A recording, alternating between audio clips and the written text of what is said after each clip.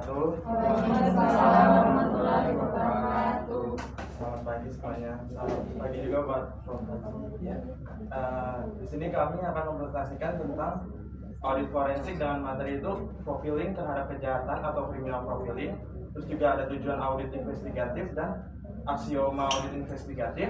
Terus juga ada memahami predication dan pemeriksaan hukum acara pidana.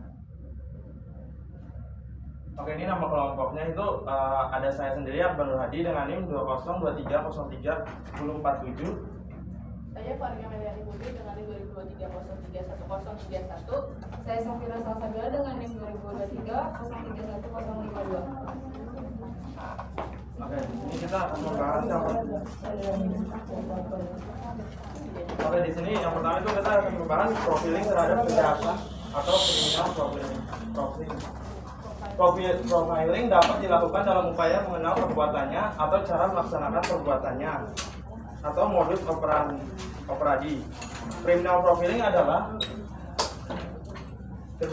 adalah teknik penyelidikan kejahatan yang kompleks dan berguna dalam mengidentifikasi pelaku kejahatan dan membantu mengungkap kejahatan yang rumit. Criminal profiling merupakan alat penting yang digunakan oleh penegak hukum atau penyelidik untuk mengungkap profil pelaku kriminal. Terus yang selanjutnya itu ada tujuan dan aksioma audit investigatif.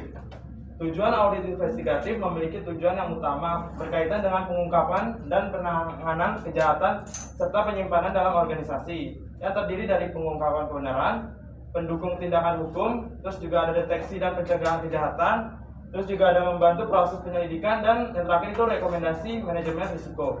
Selanjutnya ada aksioma audit investigatif. Dalam pandangan para filsuf Yunani, aksioma adalah klaim atau pernyataan yang dapat dianggap benar tanpa perlu pembuktian lebih lanjut.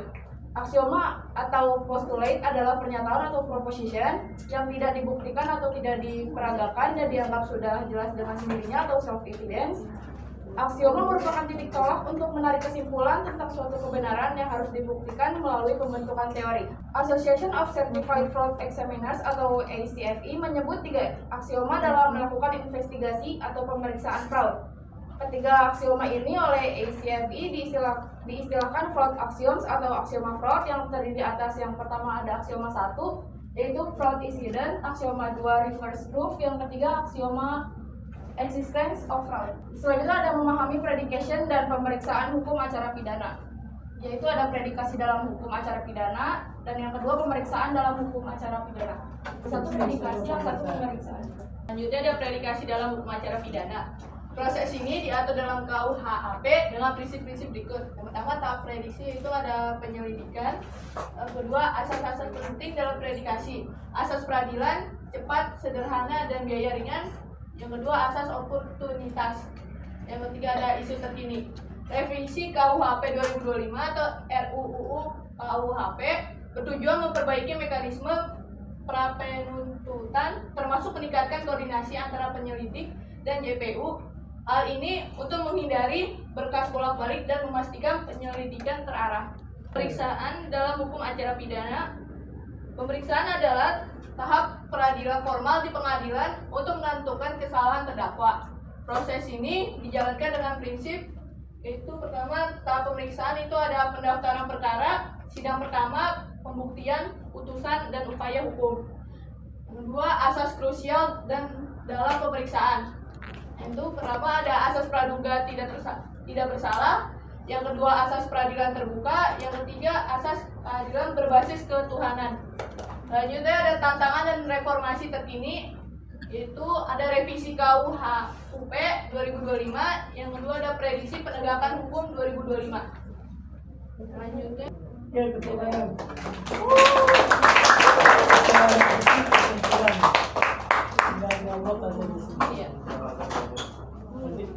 tapi dari jumlah halaman udah cukup bagus ya.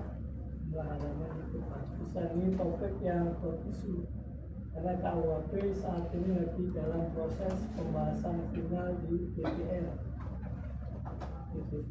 Komisi 3 khususnya nanti dilakukan di DPR kita seluruh.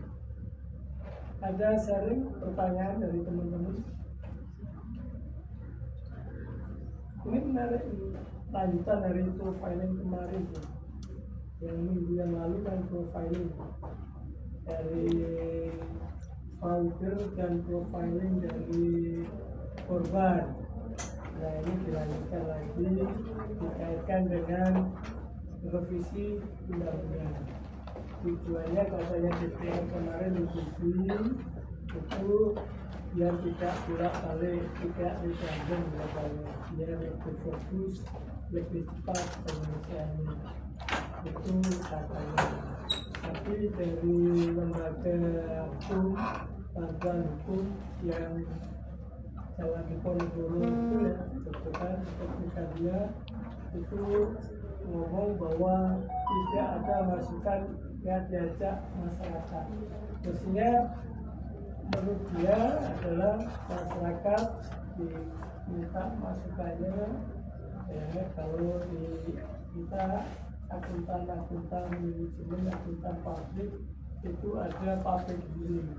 Nah mereka menyesalkan tidak ada public hearing.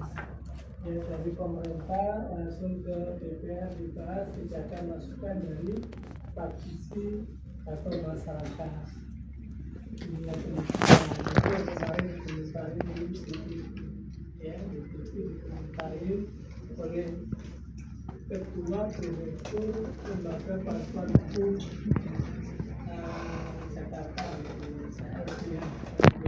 Nama saya Bigel Xavier dengan NIM 1042. Ya. Bagaimana sih criminal profiling kayak pelaku kejahatan korupsi atau penggelapan dana? Sejauh mana efektivitas profiling dalam mengurangi angka kejahatan? Saya adalah Adrian dengan NIM 13. Ini di bagian yang ngebahas aksioma dalam autentikasi, kita menyebut ada 3 aksioma dari ACVE, yaitu fraud is hidden, fraud reverse proofs, dan existence of fraud. Saya mau tanya, ini gimana ya dari ketiga ini bisa membentuk landasan investigasi yang kuat dalam kasus fraud, terutama kalau bukti awalnya itu masih kabur atau tidak, atau nggak langsung kelihatan, dan gimana cara auditor forensik menggunakan prinsip jelas praduga tak bersalah. Kan ini kan 2 hal yang kelihatan bisa saling angkat. Bagaimana criminal profiling dapat membantu penyidik dalam mengidentifikasi dan menangkap pelaku kejahatan? Ya, silakan. Ini pertanyaan pertama itu dari Nadine. Bagaimana efektivitas profiling dapat menghadapi angka kejahatan? Nah, efektivitas profiling dalam menghadapi angka kejahatan tergantung pada beberapa faktor, kayak seperti jenis kejahatan, kualitas data, dan metode yang digunakan secara umum. Ini terus ada poin-poin penting tentang efektivitas. Yang pertama itu ada kelebihan profiling, terus juga ada penyampitan daftar tersangka, terus juga ada efisiensi sumber daya, terus juga prediksi potensi kejahatan, terus keterbatasan profiling, terus juga ada resiko bias, terus juga efektivitas terbatas pada kasus tertentu, terus juga ada ketergantungan pada data berkualitas. Nah jadi itu kayak kesimpulannya tuh profiling itu bisa efektif sebagai bagian dari pendekatan multidisipliner untuk menangani kejahatan, terutama jika dikombinasikan dengan forensik, teknologi, dan intelijen lapangan. Namun tuh dia tuh nggak bisa berdiri sendiri dan harus secara hati-hati untuk menghindari penyalahgunaan atau pelanggaran hak asasi. Pertanyaan Kaisa, ini pertanyaannya itu bagaimana criminal profiling dapat membantu penyelidik dalam mengidentifikasi dan menangkap pelaku kejahatan? Membantu penyelidik itu dengan cara yang pertama itu mempersepit tersangka berdasarkan ciri-ciri psikolog atau perilakunya. Terus itu kedua itu memahami motif dan pelaku kejahatan agar bisa menghubungkan kasus serupa. Yang ketiga memprediksi aksi selanjutnya pelaku untuk mencegah kejahatan berulang. Yang keempat membantu interogasi dengan pendekatan yang sesuai kepribadian pelaku. Yang terakhir itu mendukung penyelidikan dan proses hukum dengan analisis perilaku pelaku. Saya akan menjawab pertanyaan dari Abigail, yaitu pertanyaannya gimana sih criminal profiling pelaku kejahatan korupsi atau penggelapan dana. Profiling pada pelaku korupsi atau penggelapan dana memang agak berbeda dari profil pelaku kejahatan kekerasan. Fokusnya lebih ke aspek psikologis perilaku dan sosial ekonomi daripada pola kekerasan atau trauma masa lalu. Karakteristik umumnya itu, kalau di penggelapan dana itu pertama di profil psikologis itu dia biasa cerdas dan manipulatif, rasionalisasinya tinggi, minim empati terhadap korban. Terus kalau misalkan di profil pelakunya dia hidupnya lebih mewah, terus memanfaatkan celah sistem, menjaga citra publik yang baik. Terus kalau misalkan di profil sosialnya, jabatan strategis atau akses ke dana publik atau organisasi biasanya dia punya. Terus yang kedua itu jejaringnya kuat dalam sistem. Yang Adila kan bagaimana 3 aksioma ini bisa membentuk landasan investigasi yang kuat dalam fraud. Nah, saya jelasin dulu nih yang tentang fraud is hidden. Itu tuh di situ dia menunjukkan bahwa fraud tidak akan langsung terlihat, sehingga auditor forensik harus jeli membaca refleks, pola transaksi anomali, dan perilaku mencurigakan. Nah, sedangkan yang aksioma reverse fraud itu di sini tuh kayak ngebahas tentang tantangan yang logis. Auditor bukan mencari bukti bahwa seseorang bersalah, tapi menunjukkan bahwa tidak ada penjelasan logis lain selain terjadinya fraud dengan memverifikasi bahwa data valid dan semua proses berjalan semestinya. Kalau misalnya tentang existence of fraud itu dia tuh ngejelasin tuh aksioma ini memvalidasi upaya verifikasi dan menjelaskan bahwa kecurangan memang nyata dan terus berkembang. Nah, jadi itu Pak, ketiganya itu membentuk semacam kerangka gitu dari mengakui bahwa fraud itu tersembunyi, menelusurinya lewat pembuktian terbalik, terus juga sampai menyadari bahwa potensi fraud selalu ada dan perlu ditangani secara proaktif. Bagaimana pengaruh predication terhadap kelanjutan penyidikan atau penghentian perkara? Bapak aja Gitu, boleh. jelasin kalau profiling ini kan mengidentifikasi pelaku-pelaku gini kan. Ya. Terus tadi ada kejadian di WTC di Ya, US. World Center di Amerika, ya, di New Si York. audit forensik ini kan profiling pelakunya ini sebagai orang Timur Tengah kayak Orang Iran, Arab, Irak gitu-gitu kan Pak. Ya.